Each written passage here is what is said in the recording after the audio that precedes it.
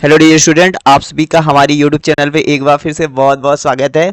तो यहाँ पे हम लेके आए हैं practice series for the Orissa SSB and आने वाले सीपीईटी के एग्ज़ाम के लिए। और आप अगर इलाहाबाद के लिए तैयारी कर रहे हैं, लखनऊ के लिए तैयारी कर रहे हैं या एमएससी बॉटनी के किसी भी एंट्रेंस एग्ज़ाम की तैयारी कर रहे हैं, ये सीरीज आपके लिए हेल्पफुल रहेगा। ये हमने पीछे 9 सीरीज देखा था, लेकिन आज हम फिर से एक से शुरू कर रहे हैं। इस सीरीज का खासियत ये रहेगा कि हम चीज़ें डिटेल में एक्सप्लेन करेंगे। अगर आप सीपीटी के लिए मॉक टेस्ट चाहते हैं तो ये आप ज्वाइन कर सकते हैं। ठीक है, कल से स्टार्ट होगा, लाइव रहेगा। इतना लोगों का सिलेक्शन हुआ है और रैंक 1 भी आया है, ऐसे करके अलग अलग एग्जाम है, डिब्रूगढ़ में, कॉटन में। और देखो ना, सबसे बढ़िया चीज़ ये है कि हमारा बैच स्टार्ट हो रहा है 15th ऑफ द मई से। फाउंडेशन क्लास शुरू होगा। हमारे ही बैच से, हमारे ही ग्रुप से रैंक 1 2 3 ये सब आए हैं, देख रहे हो इतने सारे सिलेक्शन हैं। ठीक है, अभी आप ज्वाइन करोगे इस महीने में तो 3000 में मिल जाएगा कोर्स ऑफर के साथ। नहीं तो अगले महीना से बॉटनी का 4000 हो जाएगा और लाइफ साइंस का 5000। तो चलो, आप लोग जुड़ चुके हो, नए हो चैनल पे तो सब्सक्राइब कर लेना। अच्छा, नहीं एडवर्टाइजमेंट नहीं है, बताना पड़ता है, लोगों को पता नहीं होता। तो अगर आप जानते हो तो आप अपने जूनियर या सबको बताओ कि हाँ, बॉटनी द बर्निंग डिजायर का कोर्स है, जो कि सेमेस्टर एग्जाम के लिए भी हेल्पफुल हो जाता है ना। ठीक है, चलो एक एक करके देखते हैं क्वेश्चन। देखो, पहला क्वेश्चन है कहाँ से, सेल बायोलॉजी से है। सेल बायोलॉजी से है तो न्यूक्लियोलस है।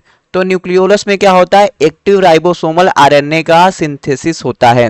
Site of active ribosomal RNA synthesis. तो पहला का मैच हो जाएगा तीसरा। तो आप ना एलिमिनेशन मेथड लगा के क्वेश्चन सॉल्व करोगे तो ये कट हो जाएगा और ये कट हो जाएगा। फिर देखो सेंट्रियोल, सेंट्रियोल वही है जो स्पिंडल फाइबर के फॉर्मेशन करता है जब सेल डिवीजन होता है। और इसका आप स्ट्रक्चर देखोगे तो वो एक घोड़ा गाड़ी का पहिया जो होता है ना, कार्टविल लाइक स्ट्रक्चर में होता है। तो बी का मैच हो जाएगा दूसरा, और बी का जैसे ही दूसरा मैच हो जाएगा आपका आंसर मिल जाएगा। सी का देखो चौथा मैच हो जाएगा, ये स्टोर करेगा न्यूट्रिएंट को, ठीक है, एनर्जी के लिए। गोल्जी ऑपरेटस का काम रहता है site of formation of glycolipid. ठीक है भाई, चलो अगले क्वेश्चन पे चलते हैं। A list of endangered species was release by. तो International Union for Conservation of Nature, तो इन्होंने ये बताया कि हमारा जैसे जो कैटेगरी है रेड डाटा लिस्ट, उसको 9 भागों में, अलग अलग भागों में इन्होंने बताया था। तो ये आईयूसीएन है। देखो, ये जेनेटिक इंजीनियरिंग अप्रूवल कमेटी, ये जानते हो क्या करता है, ये बताता है कि जो हम जीएमओ क्रॉप जो बना रहे हैं उसको हम इंट्रोड्यूस कर सकते हैं कि नहीं, ह्यूमन की यूज में ला सकते हैं कि नहीं। और वर्ल्ड वाइड लाइफ फंड ये भी हमारा काम देखता है यही, कि कौन सा हमारा नेचुरल रिसोर्स है, कौन एक्सटिंक्ट हो रहा है, उसको बचाने की तरकीब बताते हैं। अगला क्वेश्चन है DNA, the DNA present in chloroplast. देखो, न्यूक्लियस के अंदर, माइटोकांड्रिया के अंदर और क्लोरोप्लास्ट के अंदर डीएनए होता है, तो इसके लिए इसके ऊपर डबल मेम्ब्रेन होता है ना। तो ये जो क्लोरोप्लास्ट के अंदर डीएनए होता है सर्कुलर होता है और डबल स्टैंडर्ड होता है। ठीक है भाई, चलो अगले क्वेश्चन पे चलते हैं। Which of the following fused in somatic hybridisation. Tissue culture में आप पढ़ोगे तो 2 वैरायटी ऑफ द प्लांट को फ्यूज करना होता है। तो देखो, 2 सेल लेते हैं, क्या करते हैं, 2 सेल लेते हैं, फिर इसका क्या करते हैं, सेल वाल रिमूव करते हैं। सेल वाल क्या करते हैं, सेल वाल इसका रिमूव कर दें। तो सेल का अगर सेल वाल रिमूव कर देना तो उसको हम क्या बोलते हैं, प्रोटोप्लास्ट बोलने लगते हैं। इसी चीज को क्या बोलते हैं जी, प्रोटोप्लास्ट बोलते हैं। फिर ये दोनों प्रोटोप्लास्ट बन गया तो इसको ना फ्यूजन एजेंट, जैसे कि हम बात करें पॉलीथिलीन ग्लाइकाल ले लिए या बहुत सारे एजेंट है, उससे फ्यूज करा दिए। तो फ्यूज कराते हैं तो क्या होता है, साइटोप्लाज्म जो होता है ये फ्यूज हो जाता है। साइटोप्लाज्म क्या होता है, ये फ्यूज हो जाता है। बट जो न्यूक्लियस होता है ये फ्यूज नहीं होता। न्यूक्लियस जो होता है नॉट फ्यूज्ड। तो ये क्या बनाता है, ये बनाता है आपका साइब्रिड। साइब्रिड इसे बोलते हैं, साइब्रिड का फॉर्मेशन होता है। तो यही चीज, इसका आंसर तो हमने प्रोटोप्लास्ट बता ही दिया था। चलो अगला हमारा क्वेश्चन है। देखो ना, ये आपको गेहूं की बाली की तरह नहीं लग रहा है, मतलब एक फ्लावर है ना, इसको हम बोलते हैं स्पाइकलेट। ठीक है, स्पाइकलेट आपको पता ही है, ग्रैमनी फैमिली का कैरेक्टरिस्टिक है। तो आपको पता होगा कि ग्रैमनी फैमिली में जो पॉलिनेशन के लिए होता है वो मोस्टली क्या होता है, विंड पॉलिनेटेड होते हैं। ठीक है, sowing flower with well expose stamen. ठीक है, अब देखो क्लिस्टोगेमस फ्लावर जो होता है, जैसे कि बात करें कहाँ कहाँ होता है, कामेलिना हो गया, विवोला हो गया, ये सारा तो ये होगा नहीं। ठीक है भाई, तो यही तीसरा होगा। वाटर पॉलिनेटेड में ये फिली म्यूसिलेजिनस कवरिंग होता है, जैसे कि जोस्टेरा मरीना ऐसा होता है, तो ये तो है नहीं, ये गेहूं का है भाई। अगला क्वेश्चन चलो देखते हैं। अगर आप शुगर केन की खेती कर रहे हैं, आप चाहते हैं कि उनका जो शुगर केन का जो यील्ड है वो बढ़ जाए, मतलब शुगर केन लंबा लंबा हो जाए, तो आपको करना पड़ेगा बोल्टिंग। बोल्टिंग का मतलब समझते हो? नहीं समझते हो? अरे रोजेट हाइब्रिड को वाइन हैबिट में बदलना, इंटरनोडल इलोंगेशन कराना। क्या कराना जी? इंटरनोडल इलोंगेशन करा देना। और इस किसका काम होता है? ये काम होता है जिब्रेलिन का। तो क्या आंसर आ जाएगा? जिब्रेलिन आ जाएगा। देखो साइटोकाइनिन तो delay in senescence Richmond Lang effect कराता है, सेल डिवीजन को इन्हांस कराता है, ऑक्सिन एपिकल डोमिनेंस कराता है, वीडीसाइड है, रूटिंग कराता है। एफसीसिक एसिड को हम वाटर स्ट्रेस हार्मोन बोलते हैं, स्टोमेटा को क्लोज कराने में, वीवी पैरी ये सबको प्रमोट करने में काम करता है ना। अगर एफसीसिक एसिड नहीं रहेगा तब वीवी पैरी होगा, सीड जर्मिनेशन को रोक के रखता है ना। अगला देखो, हमारा मॉलिक्यूलर बायोलॉजी के साइंटिस्ट, मैचिंग टाइप का क्वेश्चन सॉल्व करने से ये होता है ना कि हम अगर एक क्वेश्चन सॉल्व कर रहे हैं मैचिंग वाला, तो हमारा बहुत सारा कॉन्सेप्ट क्लियर होता है। तो देखो पहला है फ्रेडरिक ग्रिफिथ। तो इन्होंने 1928 में ट्रांसफॉर्मेशन एक्सपेरिमेंट किया था स्टेप्टोकाकस न्यूमोनी को लेके, चूहा वाले को। तो इन्होंने ट्रांसफॉर्मेशन के बारे में बताया। ठीक है, तो पहला का मैच हो जाएगा तीसरा। ठीक है, तो पहला का तीसरा मैच होगा, तो ये नहीं होगा और ये नहीं होगा। देखो जैकब एंड जैक है, तो जैकब एंड जैक है, चलो मान लो हमको ये नहीं पता है, लेकिन हमें तो मेसेंसल स्थाल पता है ना, semi conservative mode of DNA replication के ऊपर एक्सपेरिमेंट करके प्रूव किया था, है कि नहीं? Caesium chloride density gradient centrifugation का यूज करके। तो डी का हो जाएगा दूसरा मैच, और डी का दूसरा मैच हुआ तो आंसर हमारे पास आ जाएगा। तो बी का चौथा मैच हो जाएगा। जैकब एंड मोनार्ड लैग उपरांत दिए थे, हरकोबिन खुराना ने जेनेटिक कोड के बारे में बताया था। अगला हमारा क्वेश्चन है, फिर से मैच कराना है। देखो ग्लूट फोर एक तरह का ट्रांसपोर्टर है जो कि ग्लूकोज को सेल के अंदर ले जाने का काम करता है ना। ठीक है, तो ग्लूट फोर ए का चौथा मैच हो जाएगा, और ए का चौथा मैच हुआ तो आंसर हमारा मिल ही जाता है। इंसुलिन एक तरह का हार्मोन है जो बीटा सेल आप पैंक्रियास से रिलीज होता है। ठीक है, ट्रिप्सिन एक तरह का एंजाइम है, और कोलेजन एक तरह का इंटरसेलुलर ग्राउंड सबस्टेंस है जो कि हड्डियों को ऐसे करके, समझ रहे हो ना, कोलेजन हमारे बॉडी का जो स्किन है, हेयर है, कोलेजन फाइबर से मिलके बना होता है, तो ऐसे करके। अगला क्वेश्चन है असर स्टेटमेंट है। देखो इन C3 प्लांट सम O2 bind Rubisco hence CO2 fixation decrease. बिल्कुल सही बात है। C3 प्लांट में क्या होता है? देखो C3 प्लांट में क्या होता है, मैं आपको बताऊं तो O2 का कंसंट्रेशन हाई होता है, टेम्परेचर भी हाई होता है, तो रुबिस्को के साथ क्या होता है? O2 बाइंड कर देता है, जिसकी वजह से क्या होता है? एक वेस्टफुल प्रोसेस चलने लगता है जिसको हम बोलते हैं फोटो रेस्पायरेशन। ये चीज आपने सुना होगा। फिर यहाँ पे 3 ऑर्गेनेल होते हैं, क्लोरोप्लास्ट, पेरोक्सिसोम, माइटोकॉन्ड्रिया, बचाते हैं बेचारे को। तो ये बिल्कुल सही बात है। अब देखो C4 प्लांट में mesophyll show very little photorespiration. देखो mesophyll show very little respiration. आपको मैं एक चीज बता दूं कि C4 प्लांट में all together photo respiration absent होता है, मतलब C4 प्लांट में फोटो रेस्पायरेशन पाया ही नहीं जाता। तो ये गलत हो गया। Statement 1 is true but statement 2 is false. ठीक है जी।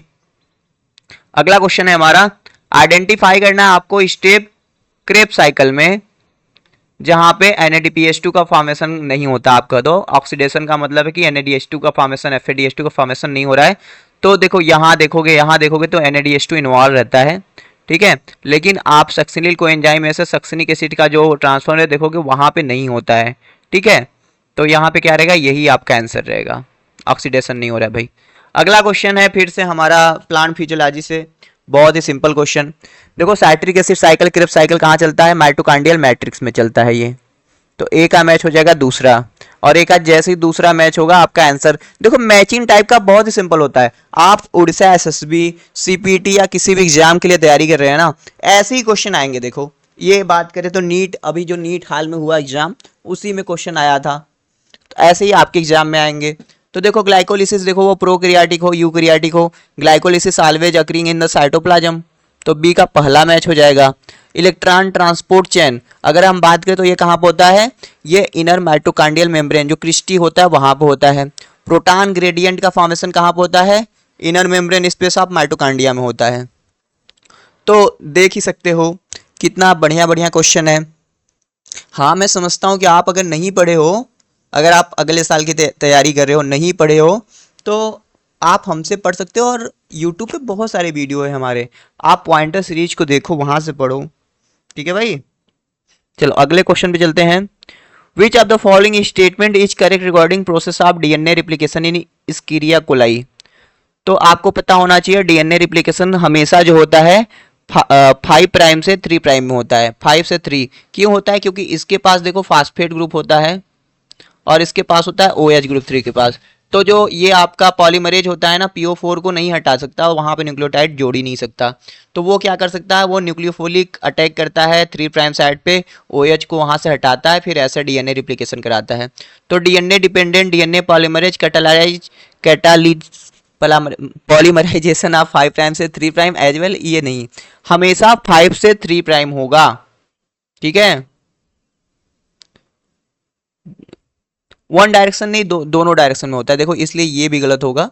देखो लीडिंग स्ट्रैंड होता है, लैगिंग स्ट्रैंड होता है। लीडिंग पे डीएनए पॉलीमरेज 3rd काम करता है, लैगिंग पे जो होता है ओकाजाकी फ्रैगमेंट बनता है, लेकिन वो भी 5 प्राइम से 3 प्राइम की तरफ ही काम करता है ना, अंदर से बाहर की तरफ। ठीक है भाई, अगला क्वेश्चन है आपका, टैक्सोनॉमी से बात करें, प्लांट मार्फोलॉजी से, तो रोज में पेरीगाइनस फ्लावर होता है, आपको ये पता है। तो ए का मैच हो जाएगा दूसरा, और ये पेन नहीं होगा, ये होना चाहिए पी में आपको मार्जिनल प्लेसेंटेशन देखने को मिलेगा। काटन मालवेसी का यहाँ पे ट्विस्टेड एस्टिवेशन देखने को मिलेगा, एक अंदर एक बाहर। मैंगो एक तरह का यहाँ पे स्टोनी इंडोकार्प होता है, तो ड्रूप फ्रूट बोलेंगे इसे। तो डी का तीसरा मैच हो गया, और डी का तीसरा यहाँ पे है, तो आंसर हमारा मिल गया। अगला हमारा क्वेश्चन है, आपके इकोलॉजी के जो इकोलॉजिस्ट है उनको मैच कराने के लिए यहाँ पे दिया गया है। तो रॉबर्ट मैंने बताया था ग्लोबल बायोडाइवर्सिटी के बारे में कि लगभग हमारे 7 मिलियन बायोडाइवर्सिटी अर्थ पे प्रेजेंट है। तो ए का मैच हो जाएगा तीसरा, और ए का तीसरा मैच हो जाएगा हम्बोल्ट ने देखो स्पीसीज एरिया रिलेशनशिप के बारे में बताया था कि जैसे जैसे आप एरिया बढ़ाओगे वैसे वैसे स्पीसीज का नंबर बढ़ता जाएगा, लेकिन अगर एक सर्टेन लिमिट से बाहर जाओगे ऐसे करके कर्व नीचे आ जाएगा। तो बी का पहला मैच हो जाएगा, तो आंसर तो हमारा मिल ही गया। सी का क्या होगा, पाल इचरलिश ने बताया था रिवेट प्रॉपर हाइपोथेसिस। ये सारे हम अपने कोर्स में बहुत ही बढ़िया तरीके से सबके बारे में पढ़ाते हैं, सब कुछ बताते हैं, तो आप कोर्स में भी आ सकते हो। और जो है इकोलॉजी पढ़ी होगी आप अच्छे से, तो आपको आता भी है, मैं जानता हूँ। डेविड टिलमैन ने बताया था कि इकोसिस्टम कैसे सस्टेन करता है लॉन्ग टर्म के लिए। ठीक, चलो अगले क्वेश्चन पे चलते हैं। अब ये भी देखो प्लांट मार्फोलॉजी से कहें या प्लांट फैमिली वाला क्वेश्चन। मोनो एडल्फस स्टेमेन आपको मिलेगा चाइना रोज में। ठीक है भाई, तो ए का मैच हो गया चौथा। डाई एडल्फस मिलेगा पी में, मतलब 2 ग्रुप में स्टेमेन 10 इन नंबर, एक में 9 रहेगा, एक में 1 रहेगा। पॉली एडल्फस साइट्रस में रहेगा, और ईपीफाइलस रहेगा लिली में। डी का तीसरा देख लो कहाँ है, डी का तीसरा सब में है, देख लेते हैं। मोनो एडल्फस का मैच होगा ए का चौथा, और बी का आ जाएगा दूसरा। ए का चौथा, बी का दूसरा, माने कि तीसरा आंसर आ जाएगा। अगला क्वेश्चन है, देखो ये कह रहा है फियोफाइसी के रिगार्ड में आपको correct set of statement choose करना है। समझ रहे हो, फियोफाइसी यानी कि ब्राउन एल्गी के बारे में, जहां से फ्यूकस सार्गैसम बिलोंग करते हैं ना जी। आज sexual reproduction occur usually by the biflagellate zoospore, बिल्कुल सही बात है, ए यानी कि सही है, ए सही हो गया। तो मतलब ये कट्टू कट्टू हो गया। Sexual reproduction is by oogamous method only, जरूरी नहीं कि हमेशा ओगैमस ही हो। ठीक है, आइसोमार्फिक ये सब इक्टोकार्पस ये सब सुने होंगे ना। तो देखो ना, ये एब्सोल्यूट स्टेटमेंट है, तो ये वाला गलत, ओनली जहां पे रहे ना तो मैक्सिमम टाइप में गलत ही होता है। तो बी हो गया गलत। बी जैसे ही गलत होगा, देखो बी यहाँ भी है, यहाँ भी है, यहाँ भी है, तो बी गलत हो गया। अब देखोगे सारा सही होगा। स्टोर फूड मटेरियल जो होता है वो मैनिटॉल या लेमिनेरिन होता है, बिल्कुल सही बात है। मेजर पिगमेंट जो होता है ए सी कैरोटेनॉइड है, जेंथोफिल होता है, बिल्कुल सही है। वेजिटेटिव सेल के पास सेलुलोजिक वाल होता है जो कि कवर्ड होता है एल्गिन एंड फिकोडिन से, बिल्कुल सही बात है भाई। ठीक है, तो ए सी डी ई। अगला क्वेश्चन है मैच द फॉलोइंग करके। ठीक है, बड़ा बढ़िया क्वेश्चन है। टाइफाइड जो होता है साल्मोनेला टाइफी से, बैक्टीरिया से होता है, तो ए का मैच हो जाएगा चौथा। और जैसे ही ऐसे चौथा मैच कराए, आंसर आपका मिल गया। देखे, बी का तीसरा लेस्मेनियासिस जो होगा आपका हो जाएगा प्रोटोजोआ से, लेस्मानिया डोनावानी। रिंग वार्म जो होता है फंगस से होता है, और फाइलेरिया जो होता है वुचिरेरिया जो कि एक तरह का निमेटेडा है, उससे होता है भाई। अगला हमारा क्वेश्चन है, आपको अरेंज करना है। तो देखो अरेंज क्या करना है, G1 होता है, यस होता है, G2 होता है, M होता है, फिर होता है आपका साइटोकाइनेसिस। तो ऐसे कर लेते हैं, G1 EC कहीं देख रहे हो, ECA, तो यही तो है ECA। चलो अगला क्वेश्चन चलते हैं। फिर से मैच करना है। देखो लाइपेज जो रहेगा वो ईस्टर बाउंड को क्लीव करेगा। सारे एंजाइम में ए का हो जाएगा मैच 2, और ए का जैसे ही 2 मैच होगा हमारे सामने आंसर आ जाएगा। तो मैचिंग वाला बहुत सही क्वेश्चन होते हैं, मैं बता रहा हूँ ना, मैचिंग वाला बहुत सही। मान लो ये नहीं है, अब न्यूक्लियस देखो किसको, न्यूक्लिक एसिड को क्लीव करेगा, कौन से बॉन्ड को, फास्फोडाइस्टर बॉन्ड को क्लीव करेगा। तो बी का चौथा मैच हो जाएगा। प्रोटीएज जो है प्रोटीन को क्लीव करेगा, प्रोटीन में कौन होता है, पेप्टाइड बॉन्ड होता है भाई। एमाइलेज जो होगा कार्बोहाइड्रेट, कौन सा बॉन्ड, ग्लाइकोसिडिक बॉन्ड। तो बहुत ही बेसिक है, अगर ये नहीं आ रहे तो भाई फिर कैसे निकलेगा एंट्रेंस आपका एग्जाम। ये सब तो बहुत बेसिक है। I am not demotivating you, लेकिन बस इतना कर रहा हूँ, आना चाहिए, पढ़ लो, अभी टाइम है, आ जाएगा। अब देखो फ्लिपर आप पेंगुइन एंड डॉल्फिन, सिंपल मतलब समझो, देखो ना यही चीज है, मतलब एक क्यों चल नहीं रहा है अब,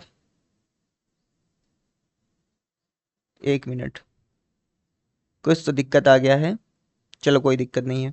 तो फ्लीपर आप penguin and dolphin are example. आप देखो फ्लीपर जो है डॉल्फिन और पेंगुइन, ये पेंगुइन और डॉल्फिन दोनों अलग अलग है, लेकिन ऐसा स्ट्रक्चर इवॉल्व कर रहे हैं जो एक ही काम करता है। तो एक ही काम करने के लिए इवॉल्व कर रहे हैं, तो क्या होगा, ये पहला आंसर होगा कन्वर्जेंट इवोल्यूशन। समझ गए।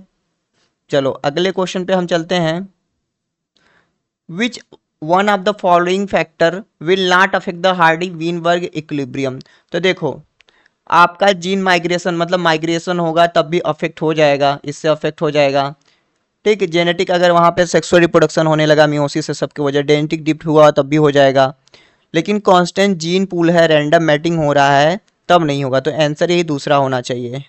अगला हमारा क्वेश्चन है, मैच करना है इकोनॉमिक बॉटनी से क्वेश्चन है, बहुत ही बढ़िया तरीके का। तो मैं आपको बताऊं तो कैसे करेंगे। कोकीन, तो कोकीन इरिथ्रोजाइलॉन कोका से मिलता है, तो ए का हो जाएगा तीसरा मैच, और ए का तीसरा जैसे मैच करोगे आंसर आपके आंखों के सामने है कि नहीं, सिंपल। अब हीरोइन जो है वो पपावर सोमनिफेरा, जो उसका अनराइप कैप्सूल होता है उसके लेटेक्स से, ये देखो बी का पांचवा हो जाएगा, एक मिनट, बी का पांचवा तो आ नहीं रहा है, बी का चौथा आ रहा है। अच्छा देखो गलत दिया है, ये चार ही है भाई, पांच गलती से लिख दिया है, चार ही है ना, ठीक है। और सी का मार्फिन जो है, मार्फिन हम देते हैं जैसे, कब देते हैं, जैसे ऑपरेशन कर रहे हैं, किसी को दर्द ना हो, मार्फिन चटा दोगे तो दर्द नहीं होगा। मरिजुआना जो है कैनाबिस सटाइवा, भांग वांग। मैं कह रहा हूँ यार, इतना दिन से हम करते आ रहे हैं, कितने बार ये सारे क्वेश्चन किए ना। चलो अगले क्वेश्चन पे चलते हैं। अब देखो ये सेल बायोलॉजी से है। आपका कार्ट व्हील पैटर्न हमने बताया था सेंट्रियोल के अंदर होता है ना। तो बी का हो जाएगा पहला मैच, और बी का जैसे ही पहला मैच कराओगे आंसर आ जाएगा। ए का देखो दूसरा मैच हो जाएगा, एक जो नीम लाइक स्ट्रक्चर या सीलिया फ्लैजेला में होता है। क्रिस्टी जो होता है माइटोकांड्रिया में होता है। सैटेलाइट डीएनए जो होता है क्रोमोसोम के अंदर होता है भाई। अगला हमारा क्वेश्चन है, सेल डिवीजन के जो पैकेटी सॉरी मियोसिस फर्स्ट है उसके सब स्टेज को मैच करना है। तो देखो ऐसे करते हैं ना, सिनोप्टिमल कॉम्प्लेक्स फॉर्मेशन कहाँ पे होता है, ये जाइगोटीन में होता है ना। तो सी का मैच हो गया पहला, पहला का सी, मतलब सी का पहला कहीं देखो है, देखो यहीं पे है।